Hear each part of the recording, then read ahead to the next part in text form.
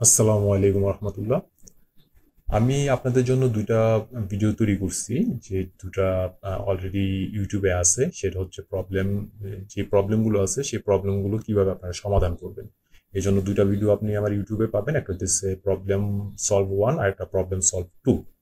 এখন কিছু প্রবলেম আছে, ধরেন আপনি সমাধান করতে পারবেন না, কারণ অলরেডি আপনাকে যেই আপনি আবেদন করছেন সেটা অনুমোদন দিয়ে দিছে।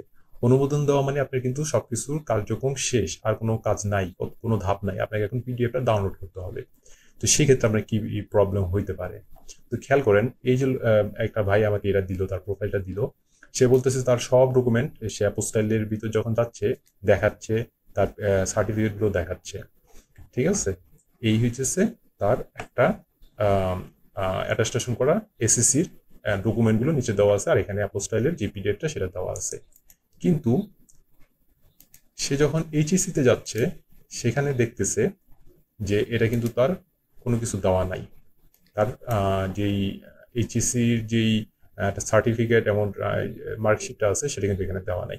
তো এই ক্ষেত্রে করণীয় কি? এগুলো তো ইউনিভার্সিটি বা আদার যে এগুলো আছে, ওরা কিন্তু এটা স্ক্যান করবে, দেখবে এখানে সার্টিফিকেট নাই। তো তারা এটা কিভাবে বুঝবে এটা আসল না নকল? এটা তো বোঝার কোনো তাদের সুযোগ নাই, কারণ তারা তো আমার বাংলাদেশের সাইট সম্পর্কে তাদের ধারণা নাই যে আমাদের সাইটে অনেক সমস্যা থাকে, তাই না?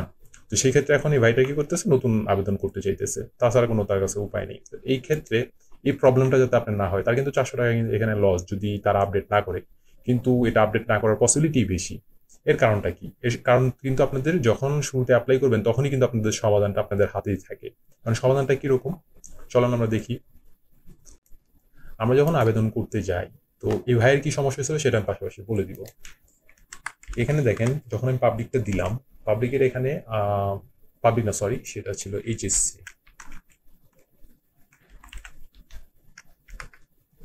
তো এইচএসসিটা যদি আমি এখন দেখি, এখানে খেয়াল করেন আপনাদের সবসময় কিন্তু একটা জিনিস উল্লেখ করা থাকে। এইচএসসি বা এসএসসি বা আপনার যে কোনো ডকুমেন্ট করেন, তারা কিন্তু একটা কথা বলে দেয়, ফাইল সাইজ 1 MB। তার মানে 1024 মেগাবাইট, কিলোবাইট, সেটা মিলে কিন্তু হয় 1024 কিলোবাইট মিলে 1 মেগাবাইট হয়। তো এটা আপনাদের 1000-এর নিচে রাখার চেষ্টা করবেন। যদি এর উপরে হয় তাহলে কিন্তু মাঝে মাঝে এটা সমস্যা করে। তার যে সমস্যাটা হয়েছে, তার সমস্যার প্রধান কারণ হচ্ছে এটা। এখন আপনারা বলতে পারেন এটা আমি কিভাবে বলতেছি, সেটা বলারও একটা কারণ আছে। সেটা হইতেছে, তার যে ডকুমেন্টগুলো দেওয়া আছে, প্রত্যেকটা ডকুমেন্ট আমি চেক করছি, সবগুলোর ফাইল সাইজ কিলোবাইট অনেক কম, 300 400 500 এরকম দেওয়া। কিন্তু এই যে এইচএসসি যে সার্টিফিকেটটা আছে, আমি যদি এখন তার আবেদনে যাই, আবেদনে যাওয়ার পর আমি যদি এটা ওপেন করি, তাহলে দেখবেন এটা কিন্তু অনেক সময় নিয়ে হয়। আর আমি যখন এটাকে ডাউনলোড করি, তখন খেয়াল করেন এটার সাইজ কিন্তু দেওয়া আছে, দেখেন, 1927 কিলোবাইট, তার মানে 1 MBর উপরে। এই জন্য তার ফাইলটার আপলোড নেয় না এই সার্ভারে। এখান থেকে সে করছে ঠিকই, এখানে তার আপলোড নিছে, কিন্তু তারা যে সবসময়ের জন্য এটা সার্ভারে স্টোর করবে, সেখান থেকে ওখানে কিন্তু লোডটা নেয় নাই। তো তারা যদি এটা সমাধান করে দেয়, তাহলে তারা এই 400 টাকা কিন্তু এখন মিস মানে নষ্ট হইতো না। কিন্তু তার তো এখন আবেদন দিতে হবে, তার তো ডেডলাইন সামনে এসে পড়ছে, তাই না? এখন সে কি করবে? এখন তো তারা তো হেল্পলাইনে ফোন দিয়ে তো, বাংলাদেশি সরকারি যত গভর্নমেন্টের সাইট আছে ওগুলো তো আমরা হেল্পলাইনে ফোন দিয়ে তো সহযোগিতা পাই না। তো এখানে কিন্তু ফোন দিয়েও কিন্তু কেউ কিন্তু তাদের লাইনে পান না। আর দুই একজন যাও পান, তাও সেরকম সমাধান পান না। তো আপনাদের নিজেদেরকেই আগে সতর্ক হতে হবে, তারা যেই দিক নির্দেশনাগুলো দিয়ে রাখছে সেই দিক নির্দেশনাগুলো আপনাদের ঠিকঠাক মতো পালন করলে ম্যাক্সিমাম কাজ কিন্তু হয়ে যায়। কারণ সরকারি যে কোনো একটা কাজ করার আগে তারা কিন্তু নর্মালি একটা অ্যানালাইসিস করে নেয় যে বাংলাদেশের মানুষ এটা করতে পারবে নাকি পারবে না।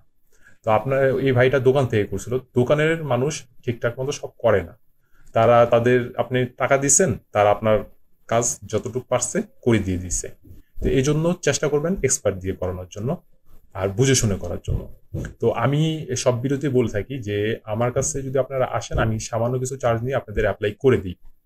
আর আপনাদের যদি আরো কোনো সমস্যার সম্মুখীন হয়ে থাকেন, যে যদি চান সেই রিলেটেড কোনো ভিডিও আমি তৈরি করি, তাহলে আপনি আমাকে হোয়াটসঅ্যাপে নক দিতে পারেন।